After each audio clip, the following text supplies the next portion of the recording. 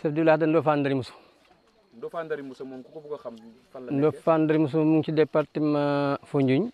arrondissement Djilor. commune de Diagane Barka. ñuy wax am ñoo xam ne Ndofane Ndari Moussa gi moom yàgg na moom waaw. te lan moo tax lan mooy seen jafe-jafe da ngeen wàcc. lool bëri lool yoon wii ñu taxaw at bu nekk moom lay jàmbat ne képp koo xam ne moom man xam na loo may defal yoon wi moom a gënal nga defal ma ko ndax su xasee taw képp ku fi nekk rek yaa ngi yaakaar ne suba su ma xamee mbokk kenn du fi ñëw waaw. xale bi moom yëpp yàqu na fees na néeg yi li daanu ëpp na lan bëri na kër gu nekk rek am na néeg yi fa daanu ba am na ñoo xam ne fu ne nii amuñu fi ñu fanaan teen yi li yàqu bëri na waaw. courant moom mënuñ ko am waaye nag ñun lii moo gën a nekk suñu jafe-jafe ndax ku dikkul ci dëkk doo jàmbat doo wax courant ku mënul dem ci dëkk ba soo fa mënul taxaw lu fa courant du wuti da nga fay mën a am yoon ba mën faa xàgg kay mën a wuti courant wala nga mën a wuti leneen ndax soxla soo mën a am ak lépp loo mën a xam da yóbbu ca dëkk ba ca mënoo ko faa yóbbu ca dëkk ba amul njëriñ te su xasee mel nii suñu amee mbokk wala kenn ñun mënuñu dem ñoom mënuñu dikk kenn ku nekk sa mbokk bëgg naa ñëw mënul ñëw yow it mën ngaa bëgg dem mën ngaa bëgg a dem mënoo dem. dëgg la waaw. yow en tant que chef de village di borom dëkk. waaw yéen ngeen bokk ci commune bu Diagane est-ce que def nga ci ay jéego. lool wax ñaan nañ ba sonn mu de yoon bii mu de jafe-jafe yi bii barke de moo jaay bi ma bindee tool yàqu yi fañ ma ne li nga bind bëri na ma ne fa ngeen fi dikkut. ñaata tool nga bindoon ci xayma.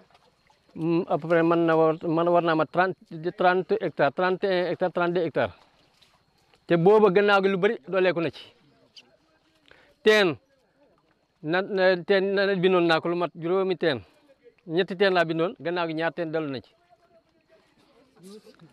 néeg yu yàqu moom li ma ci bindoon bëri na ñu ne ma dafa bëri gannaaw gi lu bëri yoo dooleeku na ci. léegi ba léegi tontuwuñu leen.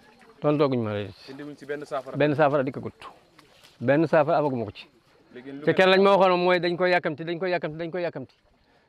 gaaw dañ koy yàkkamti may leen man li may bind ma tagut ñu ne ma andil li nga am ma bind la ma am yóbbu ñu ne ma dafa bëri li ngeen di def rek li fi ngeen di bindee lu bëri yàqal ñi ci des ca fekk booba xaaj sax defagut ko gannaaw lu bëri dooleeku na ci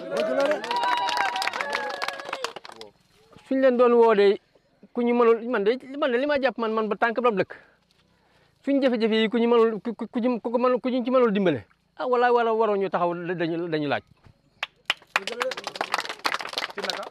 laaj ci wooteeg yi mel noonu waaw ndax liñ lay sant mënoo ci lenn nee nañ ñi ngi def man li ñuy def gisuma ci dara man li ñuy def gisuma ci dara man mën naa taxaw wax ko loolu man li ñuy def gisuma ko dara ndax liggéey ak foofu bokkuñ génnee sa poste da maye xaalis ak nga dem liggéey bokkuñu. tey dëkk bi bu ñu ko doon xayma tey si ñaata nit ñoo fi yeewoo. 1070 wala 1100 man jege na ko. muy junne. ak te maa ngi fay impôt 553. fay naa ko complète. tey bu ngeen doon woo tey ci département bu Foundiougne ngeen bokk. waaw kan la seen xel dem pour ngeen woo ko bu ñu jàppale leen.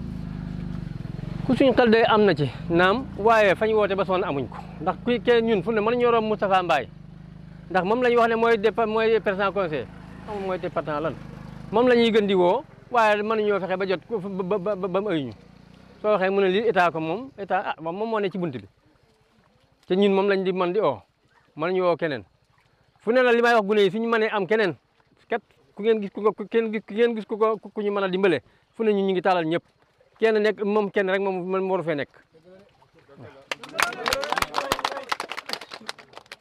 léegi yéen te fii benn bopp la yéen boo ne waaw ñëpp waaw la ñuy wax. benn sûr waaw loolu moom depuis ñaar fukki at ba ma nekkee fii ak léegi ëpp na fanweeri at jël boobu ba léegi lépp ñëpp benn bopp la.